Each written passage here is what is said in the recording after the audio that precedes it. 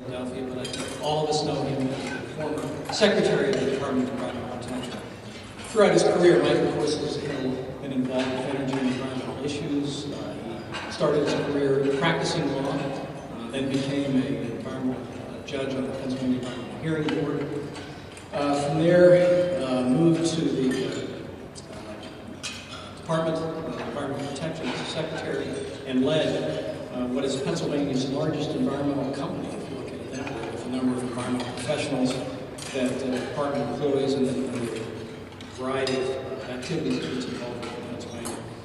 And Mike, of course, was there during the startup, the run-up of the drilling activities, and led the department's program in a lot of areas, including water use, water disposal, and had a steady hand with running the space program as it was trying to be influenced by the federal environmental program.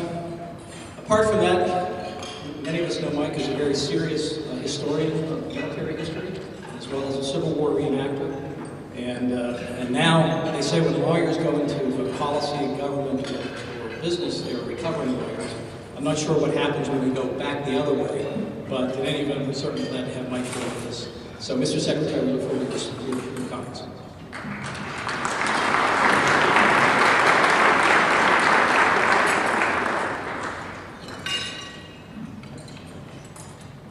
First of all, I want to thank the Pittsburgh Business Times for having me here. It's a great publication. I do read it every day, and that's not just puff, that is absolutely true. I want to thank my friends at Range Resources. I was chatting with them at their booth outside.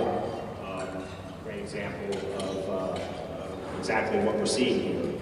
I want to talk today. You've heard the presentations earlier, and I really want to engage in discussion too. I'm going to try to be as brief as I can. I really want some discussion. As I've told many audiences many times, I'm a lot better at dialogue than I am at monologue, and most of the audiences that I've appeared before actually agree with me on that, and I'm not sure if that's a compliment or a cut. But you've heard all the stories, the economic stories, the potential, and so forth. And what I want to do is kind of synopsize all of that and talk to you about how do we, as people in this industry and as citizens of this Commonwealth and of this country, how do we go about making the case to our neighbors at cocktail parties and so forth? When I'm at cocktail parties in my neck of the woods, I have an audience that I'm with that don't understand this because they don't deal with it every day, and maybe you have the same experiences. So how do you talk about this at the corner store? How do you talk about this at your Starbucks, at your bus stops, and so forth? And you all, it's a very important question because, as Winston Churchill said about our country, about Americans, he said Americans can always be counted on to do the right thing. And I think from those presentations in there, you know what the right thing is. But as Churchill accurately said, it's not until they exhaust all other options first. So we are in a position today where we really need to accelerate that process of exhausting all those other options first or talking people out of them, because the way the world is, how many of you have BlackBerries in here? And if they're on, please turn them off. No, I'm kidding. I was in court once and I made the announcement to the judge, turn off their cell phones and so on and so forth. In the middle of the case, like an hour later, somebody's phone goes off. And the poor guy, he looked so embarrassed, he looked tail between legs. And I had to just disarm the situation by being humorous about it. And I said to him, I looked him in the eye, because I think he thought I was going to put him under arrest or have the sheriff or bailiff come get him. I said, well, at least it's a catchy tune. And so, anyway, if you have a cell phone, and I know you do, your kids do if you don't, you know how the world of communication is today. We don't have the time, the luxury of time to make mistakes like we did in the past. The world is growing fast, the world communicates instantly. My daughters who are going into college, they're in high school now, are competing with their counterparts in China and India, everywhere else in the world. We have to make the right decisions or we're going to be left in the dust. And our country is going to suffer from it. So, what I like to point to when I'm making a case, let's focus on 3 points. Good performance, the geopolitical/economic impacts, and the environmental public health impacts. And let me go through these briefly. And actually, I wrote a piece recently on my firm's blog. I have a blog. It's called Fracking Moratorium Bill is Worse Than Misguided. It's a piece about the furlough bill that's putting a moratorium, a moratorium on. It's really, this is my manifesto, if you will. So I'm taking a lot of points from here. It's a manifesto that's broader than just the fracking bill. The fracking bill is an example of what Churchill said about Americans, exhausting all those other options first. This one really being a bonehead option, frankly. Let's talk about good performance. We've heard earlier that we had a Shale Insight conference a couple weeks ago in Philadelphia, no protesters, except one guy. No protest permits applied for. We heard, I think it was Katie Klaver talking about the story that Kevin Bigos and the AP ran about the opposition, how it's changed its tone. We had somebody who used to call the Marcellus Shale Coalition the disciple of the devil, who now wants to engage. And that's all good. There's a story being worked on right now by a publication, and I've been talking to them about it, and their whole theme of the publication is, hey, it used to be very tumultuous in Pennsylvania, now it's calmed down, what's happened? Well, it's very easy what's happened. What's happened is we've gone through some time period now in which there's been good performance. The sky has not fallen down, like some folks had said it was going to fall down. So that's good. When that happens, what the great majority of people see, the people at the coffee shops, the people at the bus stops, the people in the grocery stores, is that despite these shrill cries from movie stars and chefs and whoever else, that the sky will be falling down, it hasn't fallen down yet. That's good. That needs to continue. We need to have continued good performance by all the players, upstream, midstream, downstream, in this industry. And there's great reason to believe that that should continue, because I was inside the Corporation of America, and our culture was safety first, and it started from the top. And everybody I deal with in this industry is the same way. And the ones that aren't that way, and Governor Corbett will be the first to tell you this, because I worked for him and he's a former prosecutor, there will not be patience for those guys. They will be taken out. And frankly, the business wants them taken out. Because if you comply with the law and do your business right, you're spending money to do that, you're living up to the standards, you don't want cheaters coming in and ruining it for you. Bad actors will be bad for your business. So it's as simple as that. And you know, this issue is not a Republican, Democrat, red state, blue state issue. The state regulatory program, which I think is important, enforcement. We have Democrat governors, we have Republican governors all over the country that are embracing the safety of hydraulic fracturing, that it can be done. And make no mistake about it, as I said earlier, the difference maker is the fact that we can now hydraulically fracture together with horizontal drilling. That's what's unlocked all of this availability of American energy resources. That's what's made all this possible. And we know it can be done safely. It's been done for years, and we know the states can do it. It was mentioned earlier about the very recent review by the independent group Stronger, state program for oil and gas regulations, about the re-review of Pennsylvania. And boy, was I delighted to see that. And I'll tell you an inside story. I broke the story to the DEP myself, that this Stronger report had come out. I was actually doing research for this article, and I wanted to see, I needed the description again of what Stronger was, so I looked up the website, and all of a sudden I see April 2013 re-review. I said, what? I do a double take on that. I wasn't aware that was even out. So I called my friends at the DEP and said, did you guys know this was out? No, it's not out. I said, well, it is, because I just printed it out, so it's out. And they went and got it, and of course they knew it was coming, they just didn't know exactly when it was coming. But I did a blog about that. It was a multiple endorsement of the Pennsylvania program on that. Here's the advice point I would leave you before I even go to the next point. For operators out there, anybody in the business, frankly, anybody in the supply chain, because if you're in the supply chain for these companies, you're going to be expected to behave in the proper way and put safety first. Stay on point and do your job. Just focus and do your job. Keep your performance high. Always set high standards for yourself. From the top down, from the CEO down is important.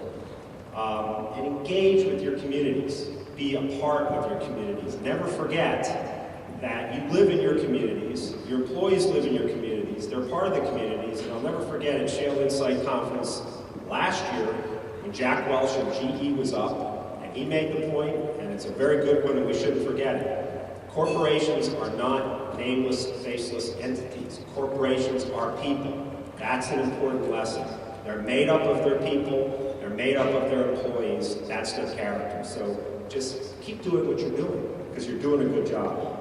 Let's move on to the geopolitical and economic case to be made. And we've heard a lot about, we've heard statistics, we've seen graphs, we've seen sheets about all this. I don't need to make the case because the case is being made by itself and by others. But here's the point, and this is the critical point. We are just at the tip of the iceberg of the American energy renaissance. I like to call it an energy renaissance. We're just at the tip. We're just starting. And frankly, where I live in Philadelphia, in the Philadelphia area, we're just at the tip of the iceberg. As was said earlier, the Energy Information Agency says we're going to be the #1 producer of hydrocarbons, we in America. The #1 producer of hydrocarbons in the world. Who could have imagined that that could be the case just a few years ago? It's unfathomable. And guess who's really nervous about it? Raise your hand if you know who's nervous about it. Russia? Raise your hand if you think Russia's nervous. Well, you ought to get it up there because they're nervous. Come on. Saudi Arabia? They're nervous. They're doggone nervous, and they ought to be. And we ought to be happy they're nervous. Now let's stare them down a little bit like a good Steeler would do. Stare them down in those trenches. Look, here's something, I need a show of hands on this. I want audience participation, so stay off the cell phone. And I know I'm going to get a lot of hands on this one, and I've done it before, and I always get a lot of hands. How many people in this room are more than 3 years old? There you go. Well, if you're more than 3 years old, you're living in a whole brand new, different world than anybody who's under 3 years old. You're living in an age of American energy abundance versus the age of American energy scarcity. And there's a real cognitive dissonance going on in the country about that. Some people don't get it, and some people don't understand it, they don't want to understand it, they don't know what to make of it. It's certainly contrary to expectations, which is what my psych professor at UVA taught me so long ago. I can't remember, but that's what he taught me. That's what cognitive dissonance means. And so what we find is we still have policies that are designed for the old days. And some of them you're familiar with, some of them you may not be familiar with, but say, for example, the renewable fuel standards with the ethanol. Well, that's designed for a day in which we were in an energy scarcity. Now we're in energy abundance, and we have oil being produced everywhere, including North Dakota and North America. And I'll tell you a story about that in a minute, too, that's taking place in Philadelphia. We have some other policies that are, there's just wrong time, wrong place. So again, we have to start making the right choices before we exhaust all those other options. And frankly, the options that are no longer make any sense, we need to get rid of them. Anybody who runs an organization knows that's how you run an organization. You take stock of what's going on in your organization, you keep what's good, you throw out what's bad, you create what you need, which is new. So we all ought to be doing that. We all need to be agile now. This situation we're in now has caused a national rethinking of our position. And you know, it's great that John Pippy was here because he made a great point. He talked about the military, and he was in the military. I don't know if John's still here. He was in Iraq, and I'm sure you all remember the story where he was the state senator or state rep, I can't remember what at the exact time, over in Iraq. And he is a face of what our nation has been forced to be doing since we were kids, sending soldiers over to the Middle East and to other areas of the country because we're so dependent upon that source. Well, there's a great bumper sticker, I swear I saw it. If it's apocryphal, I'll never admit it anyway. But the bumper sticker said, "Frack a well, bring a soldier home." Nothing could be more true than doing that. If we frack more wells, get more oil, and get more national abundant energy production here, we're going to have to be sending fewer John Pippys over to Iraq, to Afghanistan. Just a fascinating dynamic. I heard Newt Gingrich say this last week, and it was a point very well taken. And deep in your heart, you know what I'm saying is true, and this is how I'm going to make the point. I'm going to steal from Newt, so I credit Newt. Let me start it this way by saying, you remember the Syria debate that was going on about 2 or 3 or 4 weeks ago? Well, when Newt gave his talk to the Shale Insight Conference, he pointed out a statistic. He said 82% of the American public were polled did not want to be involved in Syria. How many in this room are part of that 82%? Okay? And it's not because we're cowards. It's not because we're isolationists or anything like that. But that's an example of where we can make our case for domestic energy production. Frankly, when you think about it historically, and the point was made, I am a historian, a very amateur one, but when you think about it, the Middle East has been very relevant to every society since the Roman Empire, 2,000 plus years. We stand at a point now where we can render the Middle East irrelevant, at least as to energy policy for America. That's a good place to be in. The jobs case. We've been making the case about jobs since day one, but as we're seeing here, it's certainly not the only point to be made. 1 million new jobs in America because of our new energy renaissance. We're in the middle of, since 2008, a real crunch. Imagine where we'd be if we didn't have those million new jobs. We need 20 million new jobs in the future. How many here in this room have kids who are teenagers? How many are teenagers? Well, this country, and this gets to the point I was talking about before, needs to compete with our competitors, foreign competitors. My kids need jobs. Your kids need jobs. Their kids are going to need jobs. 20 million in the next generation. Where do you think those jobs are coming from, except in the energy sector? They're not coming from anywhere else. Who agrees with me? Where are they? Can anybody point to one that will come to without the energy section? Raise your hand and I want to hear it. Okay. Well, I'm getting to that because it's all the same chain. Thank you for making that point. I am about to get to that. I think you read my script here. Because I'm just about to get to that because it's not just about energy, okay? We have heard and we know that, and we saw the slide earlier, 10% demand increase for energy in the United States. Well, you know, whoop-de-doo. It used to be 10% every year back in the 1950s. Now 10% for the next decade or 2 decades, that's not such big shape. So our energy demand is going up much slower than it is, and in some sectors, oil is actually going down, electricity demand is flat. So let's talk about the other part of this. It's not all about fuel, it's about feedstock. Fuel equals feedstock. And I'm talking about feedstock, and we talked about it earlier, into the downstream chemical sector. That's when we talk about things like the Shell potential possible cracker. So the demand for the feedstock is going to be going up, and that's where a key turning point is in American manufacturing. Chemical companies, plastics manufacturing, half the things at your table, some of the things you're wearing, all come from these same molecules. These are the same molecules. We pull them out here, pull them out in northern PA, send them down to Philadelphia, where they get refined, where they get processed, where they get fractionated. Then they get sent to Braskem, a Brazilian chemical manufacturing company, which is based in southeastern Pennsylvania. They go up the river from the refinery to Honeywell for further processing into Honeywell's products. We are at the beginning of a manufacturing renaissance, and I see it happening right before my eyes, especially where I live, and I know where you live too. And the fascinating thing about it is, we have, and I can give you the statistics, but we have people knocking on our door in the greater Philadelphia region looking for space to locate new manufacturing plants. It used to be a certain percent of those people knocking on the door were manufacturers, other percent were meds, as usual. The manufacturing ones knocking on the door about doubled in the last 2 or 3 years. What's doubled even more, or it's more than doubled, is that they're coming from Europe. We have an Italian company looking at our region to put a manufacturing plant. The reason for that is clear. The price of the energy is high and the price of the feedstock is high where they are. It isn't where we are. So, and I can tell you, sitting in where I sit with the refineries, cooking, they were going to be shut if they hadn't been saved, frankly, by Bakken crew from North Dakota. There are deals going on in my part of the state that I am privy to, but because I'm a lawyer, and sometimes I regret that I can't talk about it. I'd love to talk about it. There are multiple ones with multiple counterparties.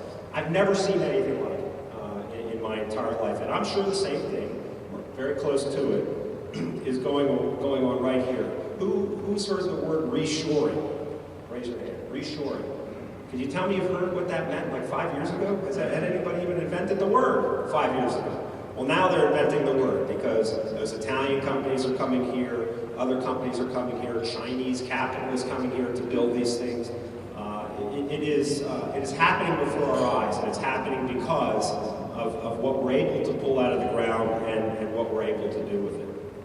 The refinery is a great example. We just had, in the southeast of PA, we had a ribbon cutting for a unit train unloading facility associated with the new refinery, which is the old Sunoco refinery. It's a train, and Phil Rinaldi, the head of the refinery there, orchestrated it perfectly. He had the train come in during his talk. He said, come on in. The train came in. It was like he was controlling his own train set, except this was real. Only Phil Rinaldi can do this kind of thing, by the way. It was terrific. The train came in. It's 1.5 miles long. 2 of them are going to come in a day, 300,000 barrels a day. And in that one train, we made a real huge impact in our trade balance in that one train. And that'll be happening every day at Philadelphia Energy Solutions. And it's because of hydraulic fracturing, horizontal drilling from a shale formation, the oil coming, in this case, from the Bakken. My advice, my takeaway point, is team up with labor. Labor and workers are a key part of all this. They make it happen. They're advocates. They're tenacious. I can tell you those refineries wouldn't be there in southeastern Pennsylvania if it weren't for the workers. Same thing for Shell and the potential cracker. The reason that that's going to happen, other than the fact that we're in a sweet spot of demand, is the workforce. The workers make those things happen. And when you team up with labor, and this is when I was at a corporation too, when we teamed up with labor for a project, we were unbeatable. We could do whatever we put our minds to if we work together with our workforce. And that includes union and non-union. I know Pittsburgh's a big union town, so is Philadelphia.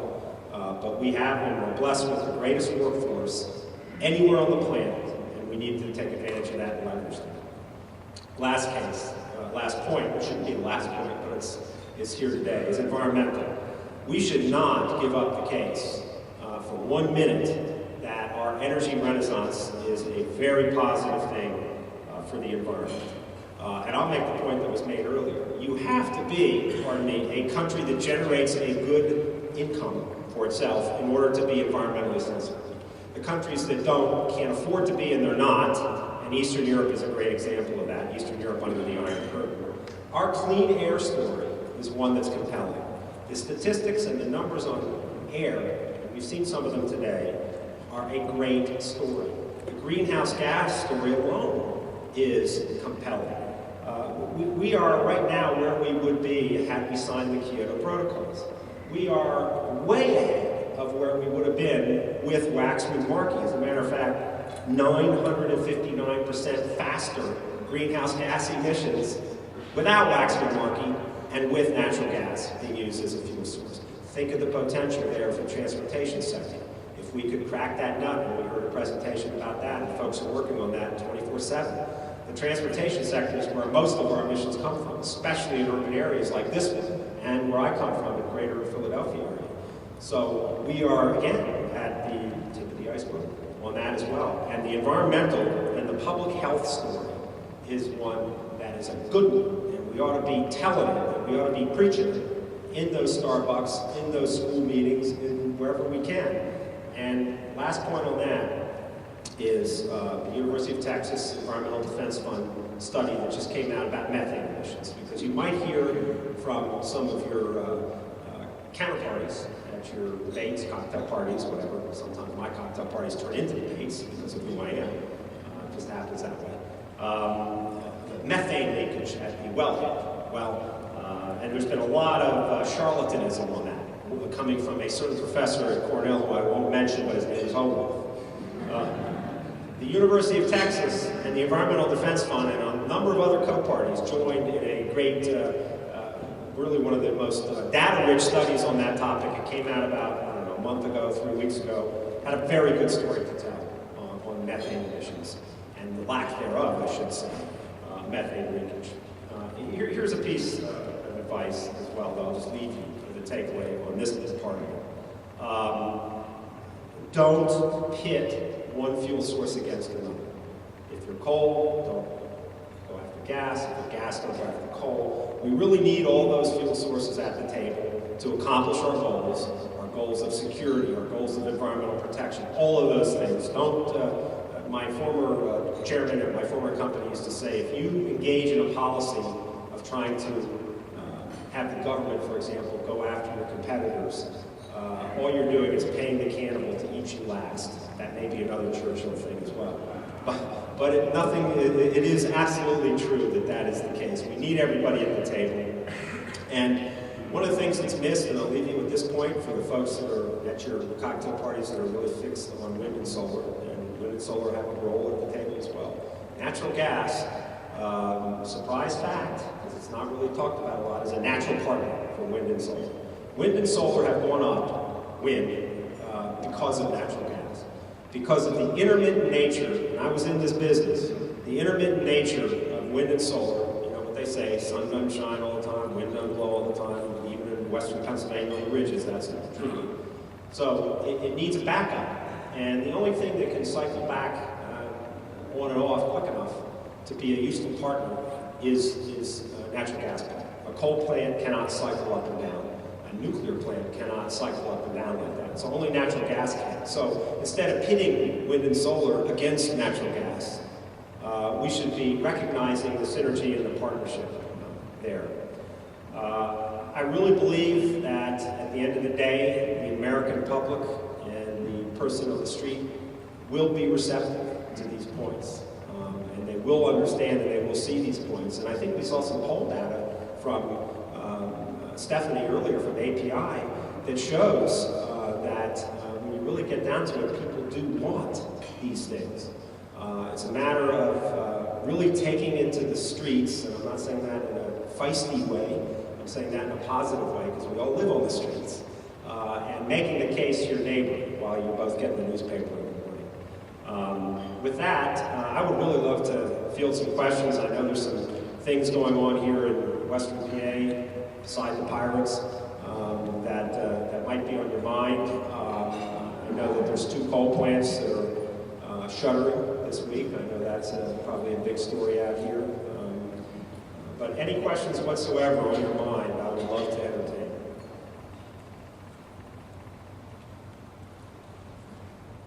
I'm going to pick on somebody, so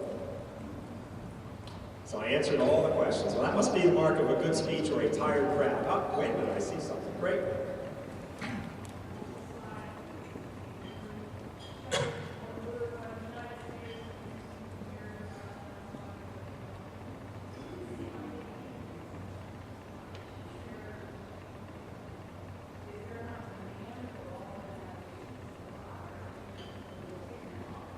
Well, that's a great question.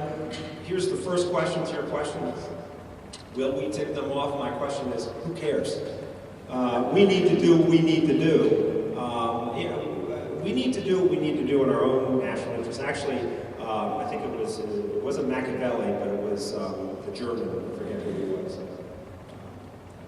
National foreign policy is really based on real brass tacks, what's in your best interest. And that's really a lesson that's been lost. And obviously there's a moral component. I'm not saying there's not a moral component, but at the end of the day, you have to do what you have to do.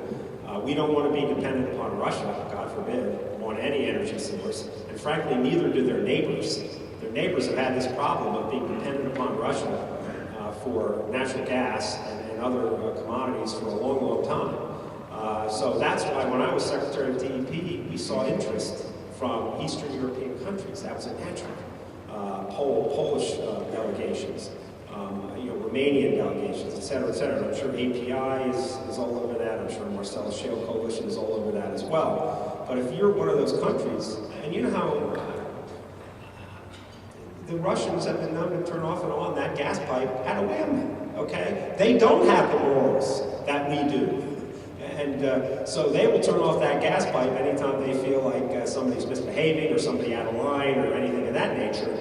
So they have a national interest to pursue their national interest of getting free of being dependent upon the Russians. Frankly, you know what, there's probably folks in here that are tweeting, and I'm not going to go into the premier of Russia. I have great respect for all world leaders. Let's say it that way. Yes, sir. With the manufacturing tracing in Philadelphia, do you see that the power demand of PJM is going to improve over time, especially in Philadelphia? Well, at that's a great question. Now, when you say the power demand will improve over time, you mean the demand going up? Yeah. Well, actually, yes. Power, we would love it if we could see, like we did in the 60s, 70s, 80s, a steady uptick in electricity demand growth. Because frankly, there is a direct correlation between GDP growth and growth in electricity demand. And that's one of our problems right now. The electricity growth demand, or demand growth is, at best, slightly upward, less than 1%. That is not that's not the place we want to be. We want to be in increasing electricity demand, because that does mean that more manufacturing is moving in and so forth. I don't have a real projection I can give you on when or if we will be able to return to the, I hate to say the good old days, but don't forget, we now conserve electricity and do a better job at efficiently using it, much better than we've ever done. And those advances are going on as we speak. And it's beyond smart grids and all that sort of thing. It's demand response, energy efficiency, all those things that are helping us save electricity, even if we had more manufacturing and so forth. It's the same reason, by the way, why the demand curve for oil, domestic oil, is going down. We're doing a heck of a job not using as much fuel oil as we used to. CAFE standards, population getting older, not driving as much, more efficient cars, all those things are making the oil demand go down. I mean, those are not necessarily bad things. I was in the electricity selling business, and obviously, you know, it's a mixed bag. You want to sell more electricity because that's what you sell, but on the other hand, in this day and age, utilities are getting much more savvy about energy efficiency and demand response, so that this ethos of it's good to sell more in the electricity business is not necessarily taken as gospel anymore in the electricity business. And frankly, it's been a good thing for the electricity business. Yes.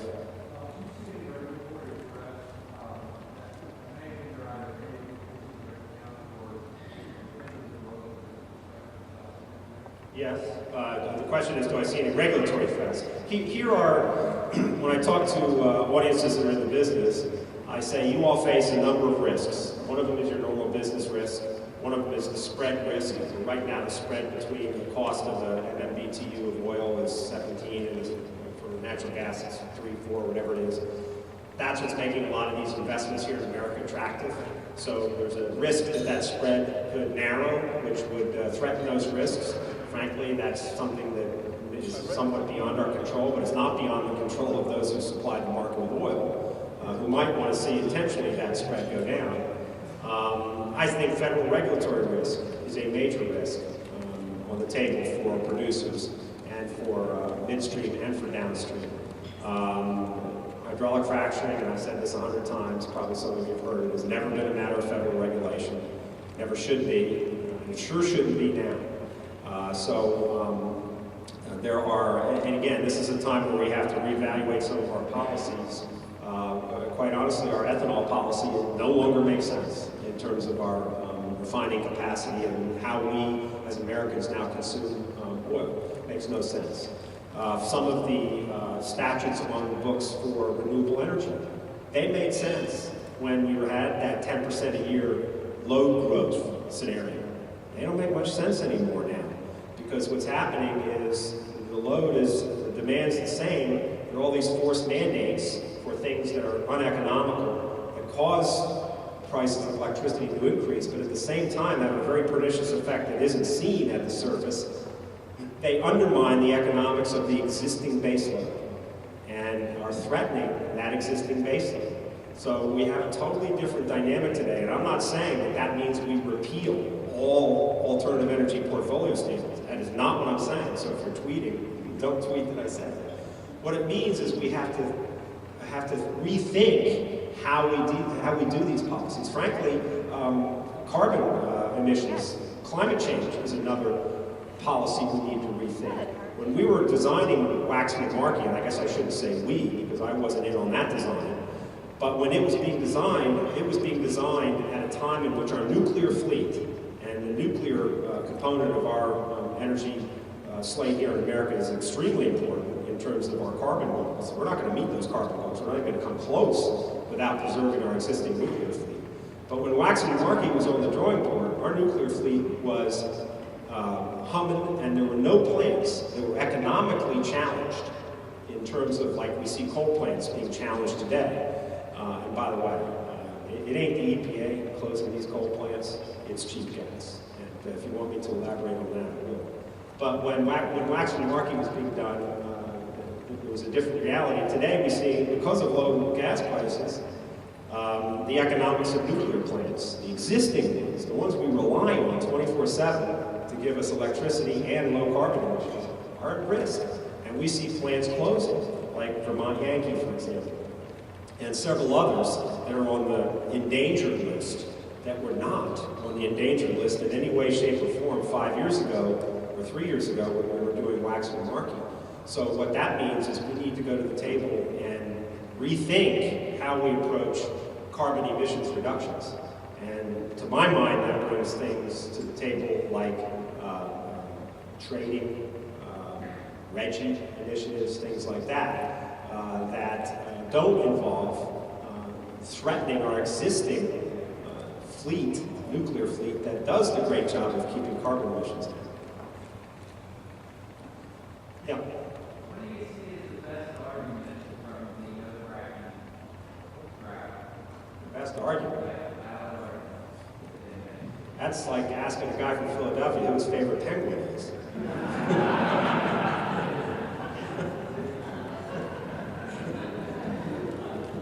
Well, it ain't Sid the Kid, I'll tell you that. My favorite penguin was Rick Tocchet. You know, that's a great question. The arguments are falling away day by day. And to rank them, let's not look at it as for or against. Let's look at it as what's the best place to be in if you want to engage with a fair-minded audience who is not necessarily embracing, okay? And we do that all the time. And proper regulation is what we need to stress on that the states are doing a good job. When we engage, for example, with an outfit like Environmental Defense Fund, okay, we are at the table. We don't agree on everything, for sure. And I know Fred Krupp pretty well, and I know some of the other people at EDF very well.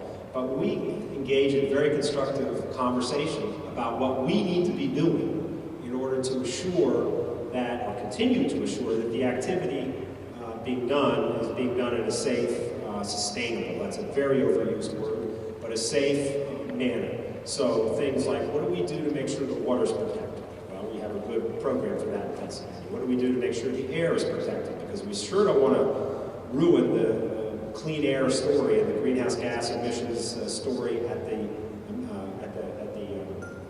downstream end with methane leaks on the upstream end, do we? We don't want to do that. I don't want to do that. None of you want to do that. So we need to make sure that those methane emissions are under control.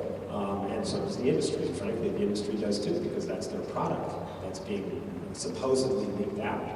How many of you in this room take whatever it is you manufacture and go burn a few every now? You don't do that. Or at least you take steps not to do that. So I know I refocused your question. I dodged it. I didn't answer it, et cetera, et cetera. But I think we need to engage, and we need to engage with folks that were formerly just irreconcilably opposed, like Victoria Switzer, whose name came up earlier, who 2 years ago said that Katie's group was the disciple of the devil. Now, we are sitting at the table with those folks and engaging in constructive discussions. Frankly, the Center for Sustainable Shale Development, CSSD, is another good example of that. However, I wouldn't be hypnotized by CSSD. I think that CSSD has a role, and it's a good thing that companies discuss things with NGOs, but there's no such thing as a litmus test. There's no such thing as a stamp of approval allowing one to operate. We have plenty of good operators in this state that aren't part of CSSD, and they all have very good track records and so forth. So I hope that didn't answer your question at least enough. Yeah, in the back.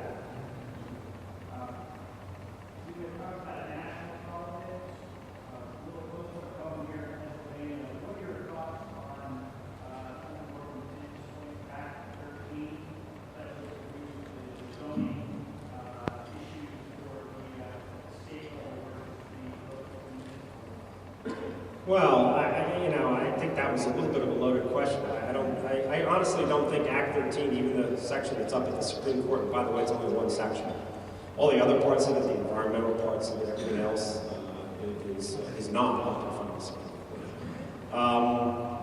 Act 13 was a piece of hard work by the people, and I mean my administration, the governor, the legislature. You all sent these people to Harrisburg. And it was a well-crafted, bipartisan piece of legislation that was aimed at doing the best thing for all of the citizens of the Commonwealth, and that's exactly what it did. What I saw is some overactivism in the judiciary, and I know a little bit about that because I was in the judiciary. And when I ran for state Supreme Court, I talked all the time about the proper role of the judiciary and the improper role of the judiciary, which is actually more important to know than the proper role of the judiciary. It is important who we put into those black robes, and we do go and elect those people in the state of Pennsylvania. And I'm not complaining about losing. Trust me, it was the best election I ever lost. And I'm happy I lost it today. I wasn't happy the next day. But Act 13 was a good piece of legislation. I think that the Supreme Court will do the right thing. There was another right in front, yeah.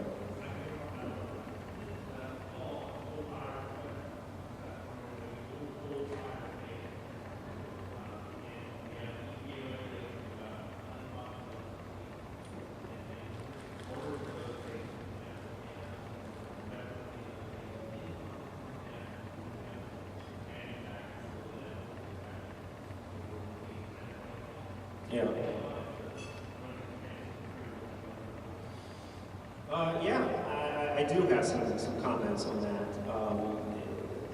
Coal plants are stressed because natural gas prices are low. These coal plants that you see being shuttered are plants that were not competitive.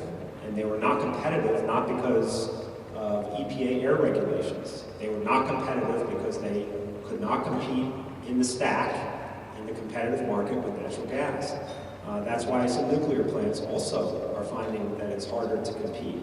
That is the world of competition.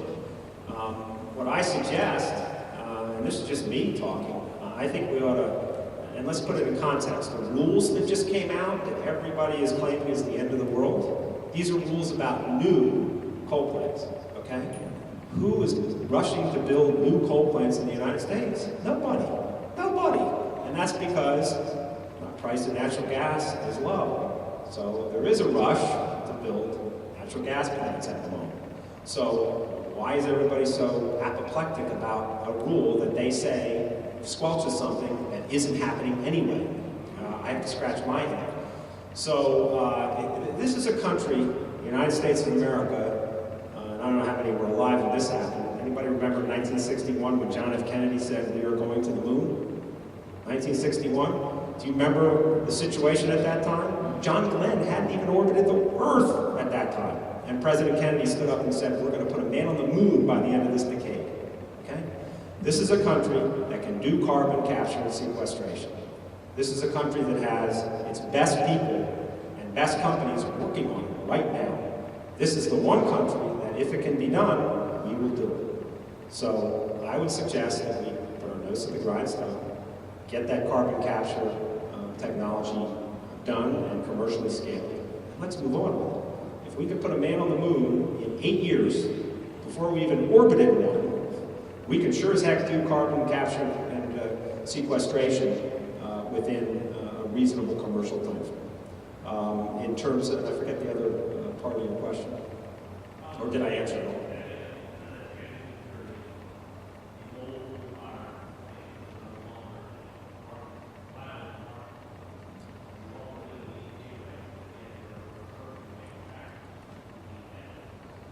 Well, PJM, who is the operator of our transmission organization, 50 million people they serve between here and all the way out to Michigan, are not worried about the reliability issues. And I was at DEP when all this was going on. According to PJM, they wanted certain tweaks to be done, and certain tweaks were done. And I personally do not believe in any way, shape, or form that we've got an electric grid reliability issue here. When those two plants announced they were going to be closed, they had to file with PJM. The purpose of doing that is to give a 90-day heads up so PJM can do a reliability analysis to make sure that those plants aren't required for reliability. My understanding is PJM said no crisis here. Because if there had been a crisis, by the way, you know what happens. Those two plants, or any plants, I was at Exelon when we had a plant happen, and this exact thing happened. What they do is they petition, PJM will ask them to keep running. They'll ask them, they can't tell them.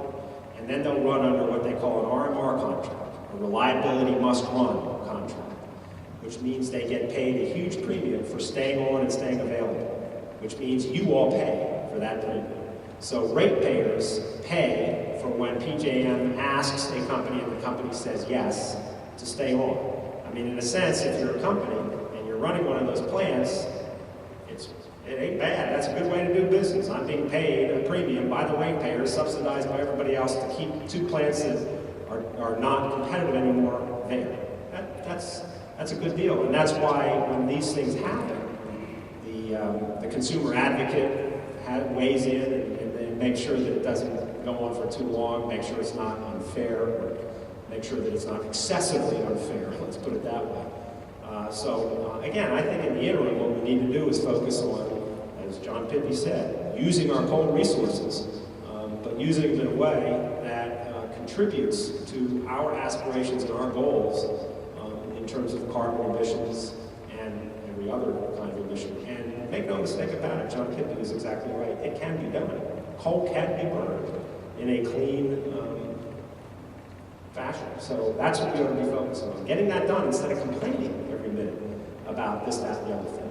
I mean, GRASS had solutions, including market-based solutions like I talked about before, instead of complaining. Yes? Where we have EV distribution, for sure, some other areas of the state, change as well. An older coal-fired plant that incidental to its electricity generation also supplies steam and the rest of the process, and closing it down influences plants at potential risk.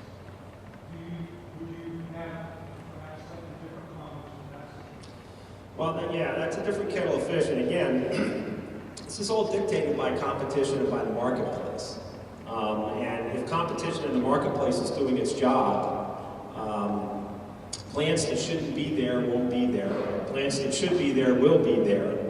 And that may be Pollyannish. Look, I went to the University of Virginia. I got my economics degree in Virginia.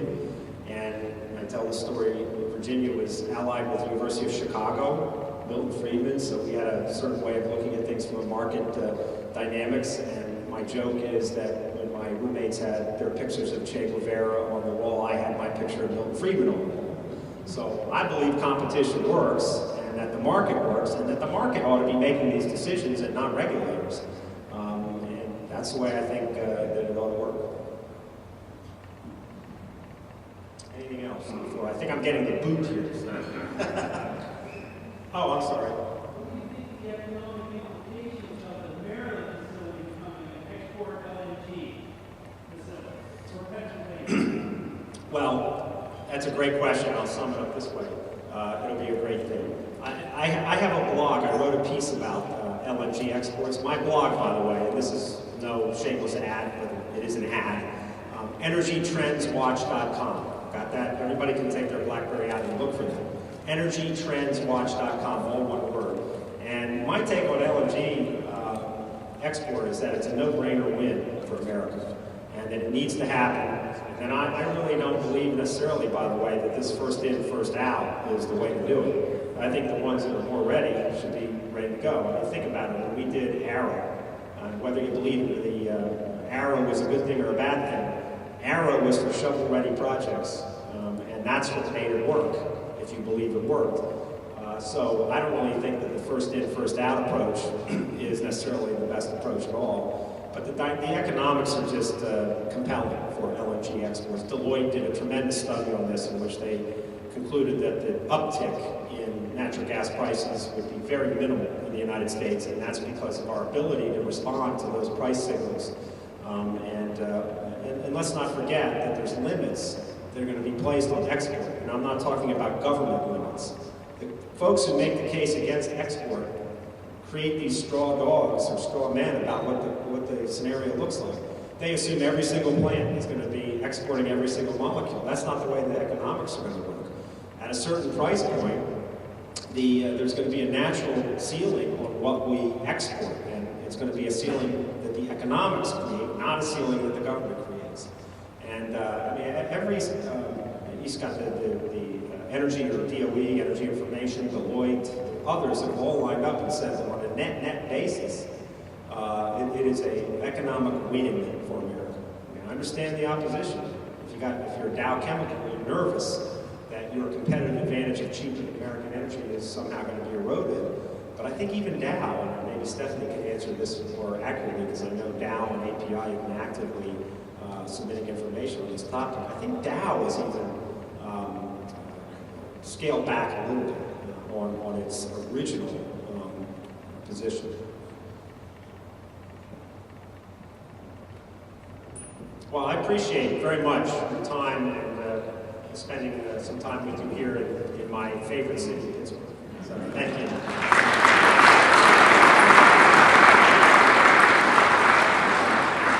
Thank you, Michael. In the 5 years we've been putting on Energy Inc., we started with a pretty simple concept. We saw 5 years ago the market being flooded with disinformation, and we thought if we could bring thought leaders together for a discussion that we all could benefit. I think that once again we've proven that to be true. So, 5 years ago it was also pretty unthinkable that several things could happen. One, the Steelers could be owned